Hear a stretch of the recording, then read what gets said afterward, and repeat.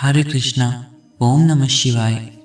प्रिय श्रोताओं, आज के इस पावन अवसर पर हम सुनेंगे भगवान शिव और माता पार्वती की कृपा से जुड़ी शुक्र प्रदोष की एक अत्यंत सुंदर कथा।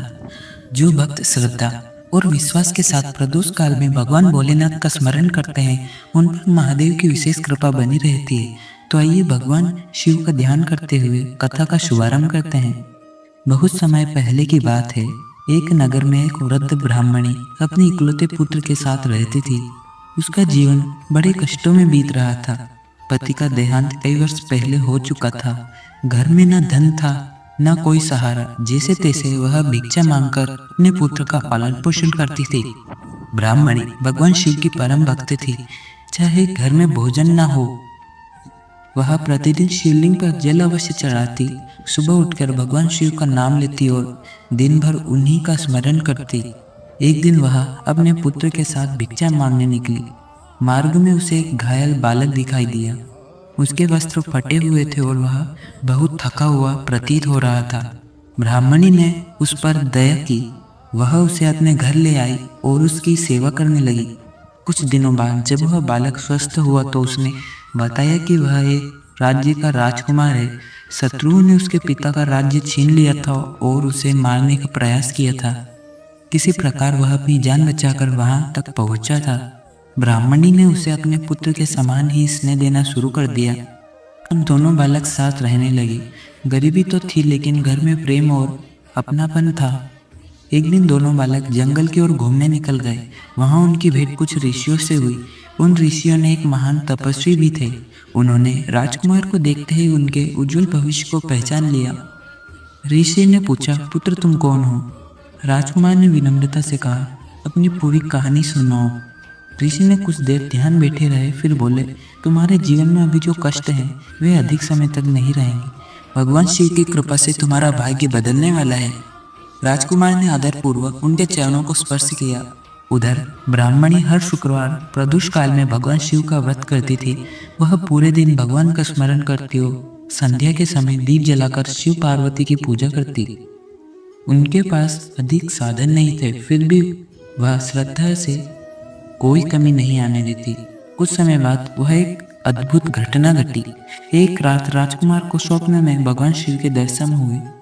महादेव ने कहा, पुत्र चिंता मत करो, समय आने पर तुम्हारा अधिकार अवश्य प्राप्त होगा। सुबह उठते ही राजकुमार ने यह सपना ब्राह्मणी को सुनाया। ब्राह्मणी ने आंखों में खुशी के आंसू देखे और उससे कहा, बेटा यह भगवान शिव का आशीर्वाद है, अब सब अच्छा होगा। दिन बीतते गए। एक दिन राजकुमार और ब्राह्मणी का पुत्र जंगल में घूम रहे थे। तभी उनकी भेंट पड़ोसी राज्य की राजकुमारी से हुई। राजकुमारी ने अपनी सखियों के साथ वन विहार के लिए आई थी। संयोग से राजकुमार की दृष्टि राजकुमार पर पड़ी। दोनों ने एक दूसरे को देखा और मन ही मन एक दूसरे के प्रति सम्मान और स्नेह का भाव जाग उठा। कुछ समय बाद राजकुमारी ने अपने पिता को राजकुमार के बारे में बताया। राजा ने उसके विषय में जानकारी प्राप्त करवाई। जब उन्हें राजकुमार की वास्तविक पहचान ज्ञात हुई तो उन्होंने उसका सम्मानपूर्वक स्वागत किया। इधर शत्रुओं के अत्याचार से प्रजा भी दुखी थी, लेकिन अपने पुराने राज्य के पुत्र को खोज कर रहे थे। धीरे धीरे समाचार फैल गए कि राजकुमार जीवित है। यह सुनकर अनेक पुराने सैनिक और मंत्री उसके साथ आ मिले। एक दिन राजकुमार ने भगवान शिव का स्मरण करके अपने राज्य को वापस प्राप्त करने का संकल्प लिया। युद्ध की तैयारी होने लगी। युद्ध से एक दिन पहले शुक्रवार का प्रदोष व्रत था। ब्राह्मणी ने पूरे विधि विधान से भगवान शिव की पूजा की। उसने हाथ जोड़कर प्रार्थना की, हे भोलेनाथ, इस बालक पर अपनी कृपा बनाए रखना। संध्या समय प्रदोष काल में दीपक जलाया गया। भगवान शिव और माता पार्वती का स्मरण किया गया। वातावरण भक्तिमय हो उठा। अगले दिन युद्ध प्रारंभ हो गया। राजकुमार ने बड़ी वीरता के साथ युद्ध किया।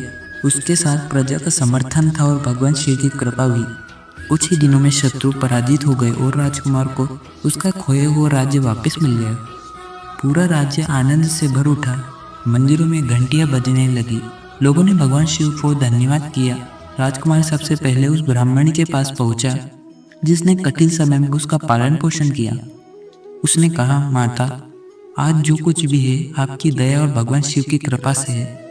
ब्राह्मणी ने आंखें खोलकर कहा। ब्राह्मणी की आंखें भर आई। उसने भगवान शिव का स्मरण किया और कहा, सब कुछ भोलेनाथ की कृपा है बेटा। कुछ समय बाद राजकुमार का विवाह राजकुमारी के साथ संपन्न हुआ। पूरे राज्य में उत्सव मनाया गया। राजकुमार ने राजा बनने के बाद भी अपने जीवन में विनम्रता बनाए रखी। वह नियमित रूप से भगवान शिव की पूजा करता और प्रदोष व्रत का सम्मान करता। ब्राह्मणी और उसका पुत्र भी अब सुखपूर्वक जीवन बिताने लगे। जिनके घर में कभी अनाज का एक दाना जुटाना कठिन था, वहाँ अब किसी प्रकार की कमी नहीं रही। कहा जाता है कि एक बार माता पार्वती ने भगवान शिव से पूछा, स्वामी, प्रदोष व्रत करने वाले भक्तों पर आपकी कृपा इतनी शीघ्र क्यों होती है? तब भगवान शिव मुस्कुराए और बोले, जो भक्त प्रदोष काल में श्रद्धा से मेरा स्मरण करता है, उसका भाव सीधे मेरे हृदय तक पहुँचता है। मैं उसके जीवन की रक्षा करता हूँ और उचित समय आने पर उसके कष्टों को दूर करता हूँ। उसी समय देवगणों ने भगवान शिव और माता पार्वती का जय घोष किया। कैलाश पर्वत पर दिव्य आनंद छा गया। धरती पर भी राजकुमार का राज्य दिन प्रतिदिन उन्नति कर रहा था। प्रजा सुखी रहने लगी। मंदिरों में भगवान शिव का नाम गूंजता रहा। ब्राह्मणी जब भी उस समय को याद करती, जब उसके घर में कुछ भी नहीं था, तो उसकी आंखें नम हो जाती। वह शिवलिंग के सामने दीपक जलाकर कहती, हे भोलेनाथ, आपने मेरे जीवन को धन्य किया है। भगवान शिव की कृपा से राजकुमार, ब्राह्मणी, उसका पुत्र और पूरे राज्य के लोग सुखपूर्वक जीवन व्यतीत करने लगे। चारों ओर शांति, समृद्धि और आनंद का वातावरण बना रहा। तो भक्तों, आपको यह कथा कैसी लगी है कमेंट में ज़रूर बताएं। अगर कथा अच्छी लगी हो तो इस वीडियो को लाइक कीजिए और चैनल को सब्सक्राइब कीजिए, जिससे आपको ऐसी ही दिव्य कथा मिल सके।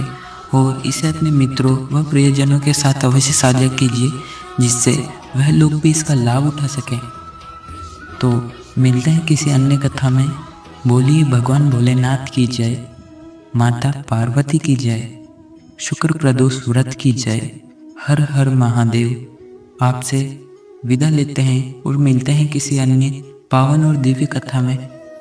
ओम नमः शिवाय, हर हर महादेव।